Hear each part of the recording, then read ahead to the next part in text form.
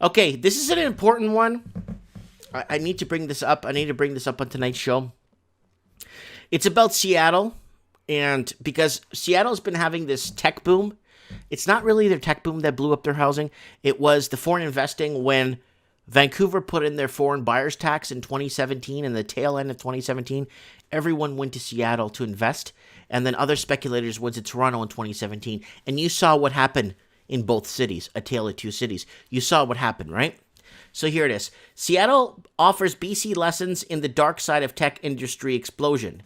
Seattle, the first thing Chris Kakulitina mentions when asked how the Emerald City has changed in years since he grew up here, it is the tech companies. They're everywhere now. Local media refer to the Pacific Northwest as the recent tech-fueled economic boom as second gold rush in town.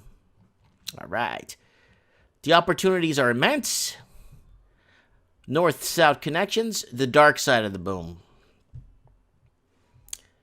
Leaders on both sides of the border acknowledge concerns about the dark side of the boom. Metro Vancouver is grappling for years with housing affordability and homeless crisis. Mind you guys, we need to keep in check that Vancouver has 108,000 empty units, 108,000 empty investor-owned units that are not even connected to the electrical grid. But Seattle King County area has 86,000 empty units. With similar overall population, has almost 4 times as many homeless people, including many full-time workers and families with children. Researchers have found Seattle's recent surge in homelessness is not linked to the increases in either population or poverty in the region, but instead of the rising housing costs and wealth inequality. Thank you. Guys, we're probably experiencing some interruptions here. I'm noticing here that I'm going offline and online, guys. So I'm trying my best to kind of keep this thing in check here.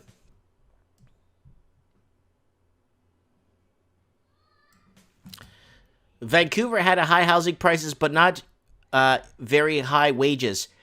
See, in Seattle, the wages are a lot higher, right, than in Vancouver. So the wages are... BC does not pay, guys. BC does not pay.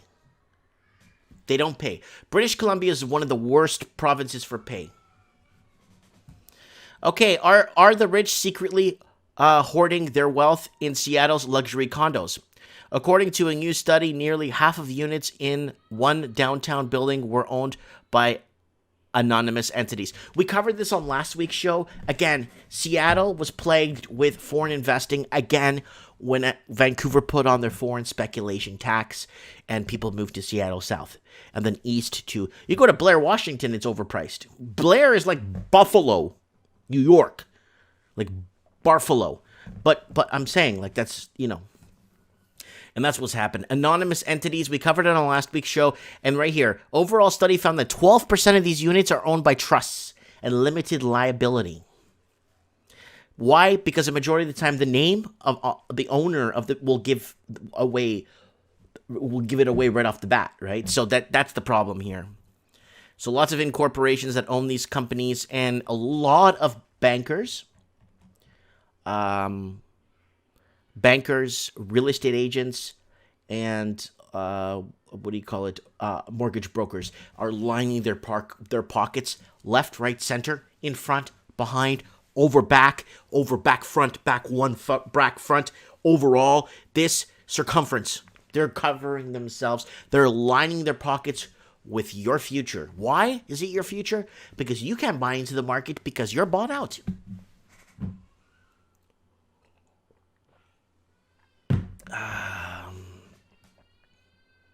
Craig Cook's in the house. Yep, so Seattle's luxury condos. The rich secretly hoarding their wealth. So it's coming out in Seattle right now. Same thing in Vancouver. Seattle's going to be about 1.5 to 2 years behind Vancouver in revealance, or as it comes to light, as things start being announced. Dream house nightmares haunt Seattle homebuyers as builder struggles. Again, homebuyers in Seattle have come to expect a process that is costly, protracted, and nerve-wracking, but nothing prepared Andrew Weller and Kristen neighboring for the new home housing nightmare they're still living through. So for $453,000, a company would build a home in the sections and mods in its factory in Burlington and assemble it on the now vacant Madison Valley, which dramatically reduced overall construction time, has been getting a lot of attention lately in the cities like Seattle that want to add housing supply as quickly as possible. So there's a lot going on, and there's a lot of companies prefabricating homes, and they're nice, don't get me wrong, but things are just not working out logistically across the board.